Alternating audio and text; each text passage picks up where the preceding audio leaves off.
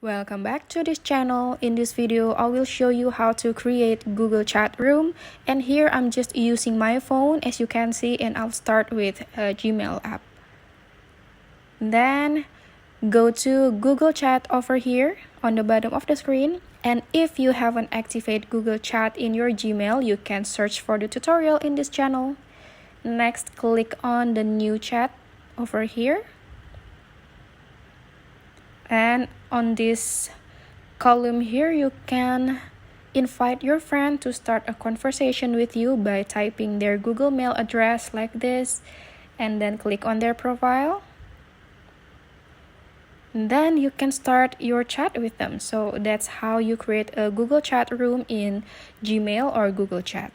Thank you guys for watching. If you find this tutorial helpful, remember to like this video, subscribe to this channel, and you can also leave a comment if you have something you want to share to us or something you want to ask us. Then I'll see you in other tutorial videos from this channel. Bye bye.